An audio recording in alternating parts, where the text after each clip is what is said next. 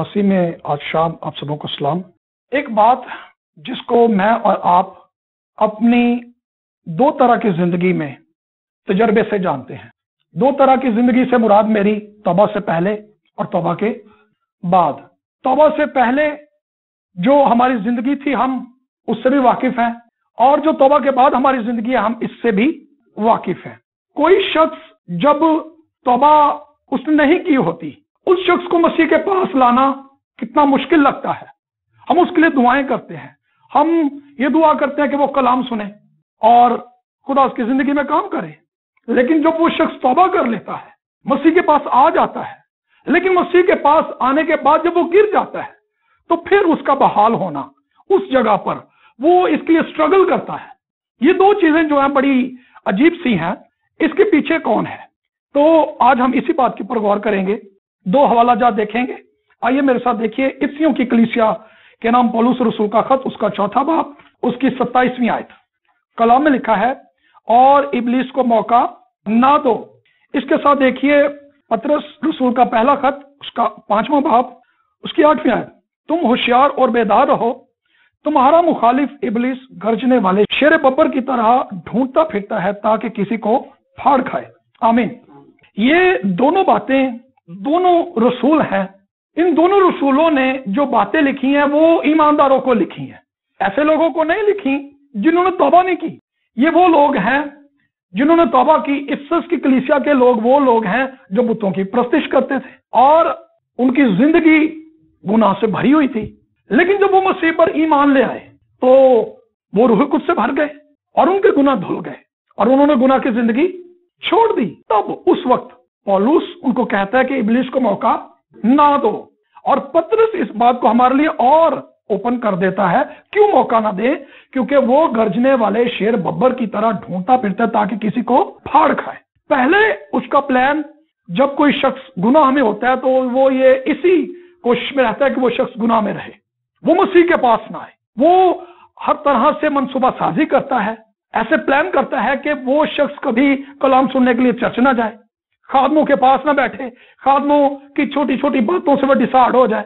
مثال کے طور پر جب میں نے توبہ کی تو اس سے پہلے جن باتوں سے میں خادموں کی زندگی کو سن کر دکھی تھا وہ تھا چندہ، کہ لوگ اس بات سے ڈسارڈ تھے کہ یار پادری چندہ لینی آندے نے، اس بات سے وہ کلام نہیں تھے سنتے۔ تو ابلیس جو ہے وہ ایسے منصوبے بناتا ہے تاکہ لوگ خدا کے پاس نہ آئے، خدا کا کلام نہ سنیں۔ پترس اس بات کو کہتا ہے تمہارا مخالف۔ کیوں مخالف ہے؟ کیونکہ اس شخص نے توبہ کر لی ہے۔ جب کوئی شخص توبہ کر لیتا ہے تو ابلیس اس کا مخالف ہو جاتا ہے۔ ابلیس کیوں مخالف ہے؟ کیونکہ وہ خدا کا مخالف ہے۔ ابلیس ہر اس شخص کا مخالف ہے جو خدا کا دوست ہے، جو مسیح کے پاس ہے۔ جو شخص گناہ کی زندگی کے اندر ہے، ابلیس اس سے پریشان نہیں ہے، لیکن فقط وہ اسی کوشش میں رہتا ہے کہ وہ گناہ کی زندگی میں چلتا رہے۔ لیکن جب وہ شخص توبہ کر لیتا ہے تو اس کو اس بات کی پریشانی لگ جاتی ہے کہ یار نے توبہ کر لی ہے، اے میرے ہاتھوں نکل گیا۔ وہ شخص جو اس کے ہاتھ سے نکل گیا ہے، اگر وہ گناہ میں پھر گر جائے، خدا اس کو 1000 موقع دے تو وہ 1000 میں سے مشکل سے بھی ایک موقع کو اویل کرتا ہے، مشکل سے۔ لیکن ابلیس کو 1000 موقع تو کیا، اس کو فقط ایک موقع بھی ملے تو وہ ایک بھی مس نہیں کرتا۔ ایک ایماندار گرنے کے بعد اس کو 1000 موقع ملتے ہیں، خدا اس کو کال کرتا ہے واپس آ جائے، واپس آ جائے، بحال ہو جائے، دعا میں، کلام میں، عبادت میں، رفاقت میں بحال ہو جائے۔ اس کو بارہا خدا کال کرتا ہے، لیکن وہ 1000 موقعوں میں سے ایک کو بھی شاید مشکل سے اویل کرتا ہے۔ لیکن افسوس کا مقام ہے کہ ابلیس کو ایک ہی موقع ملے تو وہ ایک ہی موقع کو جانے نہیں دیتا۔ داؤد کتنا ہر دل عزیز بندہ ہے، بادشاہ جو تھا، خدا اس کے تعلق سے فخر کرتا ہے کہ میرے دل کے موافق ہے۔ لیکن اس شخص کو آپ دیکھیں جو اتنی جنگیں لڑتا ہے، فتح کرتا ہے، بادشاہ بن جاتا ہے، ایک گناہ میں گر گیا، اور اس گناہ میں گرنے کے بعد آپ دیکھیں کہ اس کے ساتھ ہوا کیا۔ جب وہ گناہ میں گر گیا تو اس نے فرق طریقے سے سوچنا شروع کر دیا۔ جب ابلیس کو ہم موقع دیتے تھے، صرف ایک موقع، کتنے موقع؟ ایک موقع، وہ ایک بھی مس نہیں کرتا۔ داؤد کی زندگی کے اندر اس کو ایک موقع ملا اور خدا نے اس کے تعلق سے کہا تو نے دشمن کو بڑا موقع دے دیا، بڑا کفر بولنے کا۔ کسی ایماندار کے گرنے سے خدا کی تحقیر ہوتی ہے، और इब्लीस को बड़ा मौका मिल जाता है। वो कन्वर्सेशन जो खुदा और इब्लीस के दरमियान होती है वो हम अय्यूब की जिंदगी के अंदर देख सकते हैं। अय्यूब नीचे जमीन पर है, ऊपर आसमानों में इब्लीस और खुदा के ताल्लुक से कन्वर्सेशन हो रही है। वो कहता है क्या तूने मेरे बंदा अय्यूब को देखा है? तो जब इब्लीस से खुदा बात करता है तो वो भी आगे से बात करता है। तो कोई ईमानदार जब गिर जाता है तो वो खुदा के सामने उसके नाम पर कुफ्र कि वो शख्स देख मैंने उसको गिरा दिया, उसने तेरे नाम की तहकीर कर दी, उसने तेरी इंसल्ट कर दी। फिर उस शख्स को बहाल करना आप देख लें कि कितना ज्यादा स्ट्रगल करनी पड़ती है। आप देखें कि दाऊद जब गुनाह में गिरा, उसने पहला गुनाह किया, पहले गुनाह के बाद उसने दूसरा भी गुनाह किया। उसने उस शख्स, उस औरत का जो शख्स था उसको मैं पिलाई, और मैं पिलाने के बाद जब वो अपनी बीवी के पास नहीं गया तो उसको जंग में उस जगह पर भेज दिया जहां खतरा था, फ्रंट लाइन में उसे भेज दिया ताकि वो मर जाए। क्यों? क्योंकि दाऊद का अब सोचने का अंदाज बदल गया, क्योंकि दाऊद ने खुद मौका दे दिया है अपनी जिंदगी के अंदर। एक ईमानदार जब तौबा कर लेता है, जब वो इब्लीस को मौका दे देता है, तो उसके सोचने के अंदाज को उसको चेक करना चाहिए कि अगर मैं नेगेटिव हूं, अगर मैं मनफी बातें सोच रहा हूं, तो इसका मतलब इब्लीस को मैंने मौका दे दिया है अपनी जिंदगी के अंदर। मैं अपनी जिंदगी में किस तरह से चल रहा हूं। अगर कोई शख्स, जो हवाला हमने पढ़ा इसके पीछे लिखा हुआ है, अगर हम उसको थोड़ा सा ऊपर से देखें तो लिखा है बस झूठ बोलना छोड़कर हर एक शख्स अपने पड़ोसी से सच बोले। इफ्सियों के खत में, क्योंकि हम आपस में एक दूसरे के अज़ू हैं। गुस्सा तो करो मगर गुनाह ना करो, सूरज के डूबने तक तुम्हारी खफगी ना रहे। कोई शख्स जब गुनाह की हालत में होता है तो वो गुनाह पर गुनाह करता है। दाऊद ने गुनाह पर गुनाह किया। मैं और आप भी जब एक बार इब्लीस को मौका दे देते हैं तो हम अपनी सोचों में, अपने ख्यालों में आगे बढ़ते ही चले जाते हैं। फिर हम वापसी के ताल्लुक से कभी कभार सोचते हैं कि मैं कब वापस आऊंगा, मैं कैसे बहाल होऊंगा। किसी ईमानदार का गिरना और उसका बहाल होना ये बहुत दुख का लम्हा होता है। किसी ईमानदार के लिए दुआएं की जाती हैं, किसी गुनाहगार के लिए कि वो गुनाह की जिंदगी को छोड़कर खुदा के पास आ जाए। मैं और आप अपनी जिंदगी से देख सकते हैं, इर्द गिर्द लोगों को देखिए कि गुनाह की जिंदगी के अंदर किस तरह गर्क हैं। हम भी इसी तरह थे, लेकिन खुदा का हम पर फजल हुआ कि उसने अपने जोरावर हाथ से हमें खींच लिया। हम भी किसी की दुआओं का नतीजा है। मसीह यीशु ने मेरे लिए और आपके लिए भी दुआ की है। हम खुदा यीशु मसीह की दुआ का नतीजा है। पाक रूह ने हमारे लिए दुआएं की हैं जमीन के ऊपर लोगों के वसीला से। हमने भी लोगों के लिए दुआ की और लोगों ने तौबा की। लेकिन वो शख्स जो तौबा के बाद गुनाह में गिर जाए तो क्या वो दुख, वो दर्द उस शख्स की जिंदगी के अंदर ज्यादा ना होगा जिसने दुआ की है? दाऊद एक ईमानदार था, एक सूरमा था, लेकिन उसने अपनी जिंदगी के अंदर गुनाह को मौका दे दिया, इब्लीस को मौका दे दिया। आप यीशु के साथ रहता है वो शख्स, 12 रसूलों में से एक रसूल है, यहूदा इस्करियोत। उसने एक मौका दिया और वो यीशु को बेचने के लिए तैयार हो गया। देखें, और इब्लीस कलाम में लिखा है कि बगैर हंगामे के यीशु को पकड़ना चाहते थे। देखिए उसकी स्ट्रेटेजी, शोर शराबा भी ना हो, किसी को पता भी ना चले, यीशु को पकड़ लें। क्यों? क्योंकि यहूदा इस्करियोती ने मौका दे दिया, यीशु को भी पकड़वा दिया और अपनी जिंदगी भी हलाक कर ली। आप नए अहदनामा में देखें, रसूलों के अमाल में लोग पाकरू से भरे हुए हैं। वहां पर एक शख्स हननिया और सफीरा, उन्होंने शैतान को मौका दे दिया। उन्होंने अपनी जगह बेची और उसमें से एक हिस्सा लाकर रसूलों के कदमों में रखा। तो वहां पर पतरस रसूल कहता है, ए हननिया, क्यों ये बात शैतान ने तेरे दिल में डाल दी? बात किसने डाली है? लेकिन हम ये सोचते हैं यार ए ख्याल ए बड़ी फायदे वेख्या मेरी ज़हन च बड़ी अकल दी गल आई है। हननिया ने यकीनन यही सोचा कि यार अगर हमने सारे पैसे रसूलों को दे दिए, सारे पैसे चर्च को दे देते तो ऐसे भी करांगे। 3 हिस्से उसने रख लिए, एक हिस्सा रसूलों के कदमों में लाकर रख दिया। एक मौका दिया उसने। देखें, उसको ज्यादा अरसा भी नहीं हुआ मसीह के साथ चलते हुए, हालांकि पाक उससे मामूर है, रसूलों के दरमियान है और कुदरत के साथ उनके दरमियान काम हो रहे हैं। लेकिन कितने मौके दिए? एक मौका। तो इब्लीस ने उस मौके को मिस किया। लेकिन हम कर दे, हम कितने मौके मिस करते हैं दुआ करने के, कितने मौके मिस करते हैं कलाम पढ़ने के, कितने मौके मिस करते हैं शहरबानी में शरीक होने के। हमें कोई तरले कर ले, असि फिर भी नहीं आते, फिर भी हम कहने को ईमानदार है, फिर भी हम कहने को दुआगो लोग हैं। तो इब्लीस जो है वो एक मौका भी मिस नहीं करता। कितने हमारे लिए संजीदगी का मौका है। हमें अपनी जिंदगी को किस तरह से सेंसिटिव होकर देखना चाहिए कि मेरी सोचें जो है ये क्यों नेगेटिव है। इब्लीस ने हननी और सफीरा के जहन में नेगेटिव बात डाली ना, नेगेटिव बात ही थी, लेकिन वो समझने लगे कि यार ऐ तो बड़ी अकल दी गल है। हननिया ने यह ख्याल अपनी बीवी से शेयर किया, कहंदा तुसीं कहंदे ते सही हो, असीं अगर सारे पैसे दे दिते साडे लई तो मसला बन जाना है, फिर सानू किन्ने पुछना है, कल नूं वक्त बदलदे किसी का पता थोड़ी लगता है। ये बेईमानी की बातें वो शुरू कर दी, क्योंकि उन्होंने इब्लीस को मौका दिया। जैसे हम इब्लीस को मौका देते हैं, फिर हम नेगेटिव गुफ्तगू से भर जाते हैं, और फिर जितनी नेगेटिव बातें हम करते हैं शायद किसी को ऐसी करनी आती हो, फिर हम उन बातों में से बातें निकालते हैं, बाल की खाल जिसे कहते हैं। फिर हम कहते हैं देखिया मेरी अकल है, मैं बड़ा समझदार हूं, मैं बड़ा हिकमत वाला हूं। लेकिन अफसोस हम पर, हम ये नहीं जानते कि ये तो इब्लीस हमारी जिंदगी के पीछे लगा हुआ है। हम अपने आप को दना जानते हैं, बड़ा जानते हैं, फख्र करते हैं, बड़ी बड़ी बातें करते हैं, लेकिन अफसोस कि हम इब्लीस के जाल में फंस चुके होते हैं। लेकिन आप देखें कि कोई शख्स जब इब्लीस के जाल में फंस जाए और उसको ये पता भी ना चले, जैसे साउल के ताल्लुक से लिखा है, और खुदा की रूह से जुदा हो गई, और शमसून के ताल्लुक से, और उसको पता भी ना चला। साउल के साथ भी यही कुछ हुआ। शमसून की जिंदगी के अंदर देखे तो एक सूरमा था, अपनी जिंदगी का सीक्रेट ने शेयर कर दिया। हम बड़े फख्र से बता रहे थे यार आजकल मैं ना दुआ बड़ी अच्छी कर रहे हैं, बस मैं दुआ शुरू कर देती, मैं 3 टाइम दुआ। ये भाई आपका पर्सनल है, ये सीक्रेट है, क्यों आप शेयर करते हैं लोगों से? जब आप अपनी दुआया जिंदगी के सीक्रेट को लोगों के साथ शेयर करना शुरू करते हैं, जब तक खुदा इजाजत ना दे, तो आप अपने आप को वीक कर लेते हैं। क्यों? कि इसके अंदर घमंड और फख्र भरा होता है।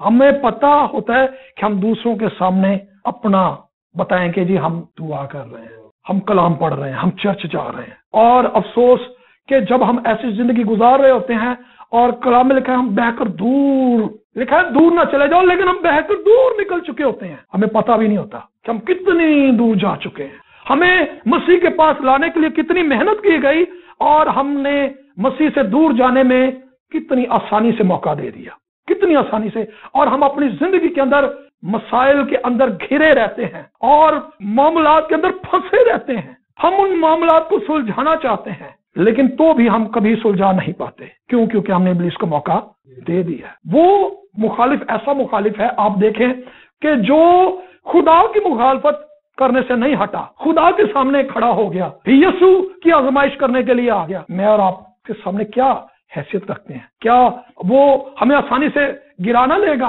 कलाम में लिखा है कि हर उस गुनाह को जो हमें आसानी से उलझा लेता है, इब्लीस हमें बड़ा भयानक होकर हमारे सामने नहीं आता। वो बड़ी आसानी से ऐसी बात से जिससे मैं आराम से गुनाह में गिर जाऊं, मिसाल के तौर पर उसको पता मैं अगर गुस्सा कर लिया तो मैं हो जा करना, मैं फिर बोलना ही नहीं किसी ना। लिखा तुम्हारी खफकी जाती रहे, शाम तक ना रहे, तो फिर मैं इस तरह का गैप आना है, मैं मिलना ही नहीं किसी को, तो मैं इब्लीस ने मौका दे देता ना। वो बड़ी आसानी से उन बातों को यूज करेगा जिन एरियाज में हम वीक हैं। मेरे दादा ना कुत्तों के मामले में बड़े एक्सपर्ट थे। डर उस शख्स के अंदर नहीं था। मेरी दादी का सबसे छोटा भाई, उस शख्स की जिंदगी के अंदर मैंने डर नहीं देखा। बड़ा दलेर बंदा था, कुत्तों से नहीं था डरता, किसी शख्स से नहीं था डरता। हत्ता कि हमने अपने अब्बू से यह भी सुना कि जब वो फिल्में देखने सिनेमा में जाते थे तो इतना मोटा डंडा, इतना मोटा। अब मेरे दादा ने टिकट निकालनी है जी सिनेमा में से, टिकट खरीदनी है, तो खिड़की के अंदर से हाथ डाला है, कोई दूसरा शख्स उसके हाथों के ऊपर डंडा मारा, लेकिन उसने वो हाथ बाहर नहीं निकाला। आप सोच सकते हैं वो शख्स कितना सख्त तबीयत इंसान था। तो ऐसा शख्स, उसकी जिंदगी के अंदर डर नहीं था। मैंने अपने दादा से ये सुना कि जब कुत्ते के साथ आपका सामना हो जाए और वो कुत्ता आपको मारने लगे, आप पर हमला करने लगे, तो कुत्ते को हैंडल करने के लिए सबसे सेंसिटिव जगह जो है उसका नाक है। आप नाक पर उसको मारें, वो आपसे डर जाएगा। तो दुश्मन जो आपका मुखालिफ हो, वो हमेशा वीक एरिया के ऊपर अटैक करता है। वो हमारे स्ट्रॉन्ग एरिया के ऊपर कभी भी अटैक नहीं करेगा। वो अगर आप दुआ में मजबूत हैं, वो ये नहीं करेगा कि हुण दुआ दे विच आके तुहाडे ज़हन दे विच, हमारे ज़हन में उल्टे उल्टे ख्यालात लाए। नो, वो हो सकता है घर के अंदर लड़ाई पैदा कर दे, तो फिर असी दुआ दे मोह या छड्डो पर दुआ करके भी की करनी। तो दुआ से हटाने के लिए बड़ी आसानी से उसने हर बार क्या इस्तेमाल किया, घर के अंदर लड़ाई शुरू कर दी। वो कामयाब हो गया। क्यों? क्योंकि हम उस एरिया में वीक हैं। वो उसी एरिया के ऊपर बार बार अटैक करेगा। जब हम रेसलिंग देखते थे तो रेसलिंग में भी हमने देखा कि जब मुखालिफ कमजोर हो जाता है तो जिस जगह वो कमजोर होता है वो मुसलसल उसी जगह के ऊपर हिट करता है और मारता रहता है ताकि वो शख्स گر جائے اور نہ اٹھ سکے۔ ایک ایماندار اپنی زندگی کے اندر اگر مسلسل ایک ہی معاملے کے اندر پھنسا ہوا ہے، ایک ہی معاملے کے اندر پھنسا ہوا اور وہ اس میں سے نہیں نکل پا رہا، تو اس کو یہ جان لینا چاہیے کہ وہ ابلیس کو موقع دے چکا ہے۔ لیکن ہوش کرنے کی بات یہ ہے کہ اس کو ہوش میں آنے کی ضرورت ہے کہ وہ کس طرح سے اس کے جال میں سے نکل سکتا ہے، وہ کیسے آزاد ہو سکتا ہے۔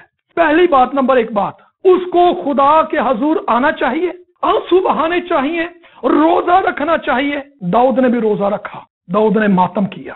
زبور 51 اور زبور 32 زبور، یہ دونوں اس کی توبہ کا اقرار ہے۔ وہ روتا ہے، خاک اپنے سر میں ڈالتا ہے، ماتم کرتا ہے کہ میں نے کیوں دشمن کو موقع دے دیا۔ مجھے اور آپ کو بھی اپنی زندگی کے اوپر غور کرنے کی ضرورت ہے کہ جس جگہ ہم نے موقع دیا ہے، ہمیں اس بات کو پہچان کر خدا کے پاس جانے کی ضرورت ہے کہ خداوند، میں نے اپنی لائف میں اس ایریا میں ابلیس کو موقع دے دیا ہے، میں اسی وجہ سے دعا کے اندر سٹرگل کر رہا ہوں، میں دعا کے اندر ریگولر نہیں ہو پا رہا، میں کلام نہیں پڑھ پا رہا، میں رفاقت نہیں رکھ پا رہا، میں روٹی نہیں توڑ پا رہا۔ خدا کے حضور جانے کی ضرورت ہے۔ ہمیں جب تک ہم خدا کے حضور اس طرح سے اقرار نہیں کریں گے، ہم بحال نہیں ہوں گے، ابلیس ہمیں نہیں چھوڑے گا۔ جب ہم اقرار کرتے ہیں تو قانونی طور پر لیگلی طور پر ابلیس کا اختیار ہماری زندگی سے، جیسے لیگل پیپر جو ہے وہ عدالت کے اندر لے کر جایا جائے، جس کے اوپر سارا معاہدہ لکھا ہو، تو عدالت جو ہے اس لیگل پیپر کو، اس ڈاکیومنٹ کو جو ہے وہ مانتی ہے، اور اسی کے مطابق جو ہے وہ معاملات وہاں پر جو فیصلہ ہوتا ہے اسی کے مطابق ہوتا ہے۔ تو وہ لیگل پیپر جس پر میری اور آپ کی نجات کا جو ہے وہ مزدہ لکھا جا چکا ہے، ہمیں اس نجات کے کلام کو پھر سے ہاتھ میں پکڑنا، پھر سے اس کو سنبھالنا، پھر سے اس عہد میں خدا کے حضور چلنے کے لیے خدا کے حضور جانے کی ضرورت ہے کہ خداوند یہ وہ نیا عہد ہے جو تو نے میرے ساتھ لکھا ہے۔ ہمیں خدا کے پاس جانے کی ضرورت ہے، خدا سے کہنے کی ضرورت ہے، خداوند تو مجھے بحال کر دے، تو مجھے اپنے حضور اپنے عہد کی بدولت بحال کر دے، کیونکہ مسیح کا عہد نہ ٹوٹنے والا عہد ہے۔ خدا سے کہیں گے، خدا ہمیں بحال کر دے گا۔ پھر وہ 4 کام جن کے لیے پطرس کہتا ہے، وہ رسولوں سے تعلیم پانے، تعلیم کے لیے اپنے آپ کو وقف کر دیں، روٹی توڑنے کے لیے وقف کر دیں، دعا کرنے کے لیے، مقدسوں سے رفاقت رکھنے کے لیے وقف کر دیں۔ اگر کوئی شخص باہر سے اس کو سپانسر آ جائے، امریکہ سے، کینیڈا سے، انگلینڈ سے سپانسر آ جائے، اور وہ یہاں اپنی ڈاکومنٹیشن جو ہے اس پر کام کرنا شروع کرے، تو دن رات آپ اور میں اس بات کو جانتے ہیں، اس کے ذہن میں یہی خیال چلتا رہتا ہے، میں باہر چلے جانا ہے، میں باہر چلے جانا ہے۔ اب اس شخص کو کوئی روکے، نہیں تو نہیں جانا، چل بھائی تو کون ہے، مینو باہر سپانسر آیا ہے، کیونکہ اب اس کا دل وہاں پہ لگ گیا، کیوں مینو باہر سپانسر بھی آ گیا، میری بینک سٹیٹمنٹ بھی بن گئی ہے، میری کوئی رکاوٹ ہی کوئی نہیں، تو پھر میں کیوں نہ جاؤں، میں دی گل کیوں ماننا؟ بھائی ہمیں آسمان سے خدا نے سپانسر کیا آسمان میں آنے کے لیے، ہاللیلویا۔ تو ہم کیوں نہ آسمان پر جانے کے لیے سوچنا شروع کریں؟ ہم زمین کے تعلق سے سوچتے رہتے ہیں، امریکہ جان دے خیال، باہر جان دے خیال ہے، یورپ جان دے خیال، کینیڈا۔ وہ شخص جس کے ذہن میں یہ خیال ہوتا ہے نا دن رات، اب اس کا دل بھی یہی کرے گا کہ میرے ساتھ بات بھی اسی ٹاپک پر کی جائے، کوئی نام ہی کرے گا نا تو موقع آپ ہی دس دے گا۔ کیوں؟ کیونکہ اس کو اسپانسر کیا ہوا ہے، اس کے پاس یہ پیغام ہے کہ جی میں باہر جانا ہے، میں باہر جانا ہے، میں باہر جانا ہے، کہ آسمان تے جان کی خیال ہے؟ مجھے اور آپ کو یسوع نے دعوت دی ہے آسمان میں آنے کی، کہ اس کے ساتھ ہمیشہ ہمیشہ رہیں۔ میں اور آپ جب کلام کے اندر غرق ہو جائیں، پھر ہمیں کوئی دنیا کا شخص ہٹا لے، ہم نہیں ہٹیں گے، نہ حکومتیں، نہ ریاستیں، نہ استقبال، نہ مستقبل کی چیزیں، کوئی دنیا کی شے ہمیں مسیح کی محبت سے جدا نہیں کر سکتی، کیونکہ ہم نے دل لگا لیا ہے کہ ہم نے آسمان میں جانا ہے۔ اس شخص کی طرح جس کو باہر سے سپانسر ہے، اس کا دل لگ گیا کہ جی میں تو خدا کے حضور میں آئیں، ماتم کریں، روئیں، چلائیں کہ خداوند میں نے اپنی زندگی کے اندر ابلیس کو کیوں موقع دے دیا، میں نے اپنی زندگی کے وہ دن، وہ سال ضائع کر دیے تیری حضوری کا تجربے کے بغیر۔ داؤد جب گناہ میں گرا تو وہ پیریڈ جو اس کا خدا سے جدائی کا تھا، وہ روتا اور چلاتا ہے، مجھے نجات کی شادمانی پھر سے عطا کر۔ جب نجات کی شادمانی چلی جائے تو پھر اس شخص کو پتا ہوتا ہے کہ یار میرے نال بڑا ہاتھ ہو گیا، بڑا دکھ ہے، بڑے افسوس کی بات تھی۔ تو آئیے میرے عزیزو، اپنے سر کو جھکائیں اور اپنی زندگیوں پر غور کریں، خدا کے حضور میں آئیں اور ابلیس کو موقع نہ دیں۔ اور اگر آپ اور میں اپنی زندگی میں کہیں ابلیس کو موقع دے چکے ہیں تو خدا کے حضور میں آئیے، سے کہیں کہ خداوند میں اپنے گناہ کو پہچانتا ہوں، مانتا ہوں کہ میں نے تیرا گناہ کیا ہے، مجھے معاف کر دے، مجھے بحال کر دے، تاکہ پھر سے میں مسیح میں بحال ہو کر دوسروں کی نجات کا وسیلہ بن سکوں، تیرے جلال کا سبب بن سکوں۔ ہاللیلویہ، تاکہ میری زندگی سے تجھے جلال ملے اور ابلیس میری زندگی سے شرمندہ ہو جائے۔ بھائی داؤد سے گزارش کروں گا وہ دعا میں ہمارے لیے رہنمائی کرے۔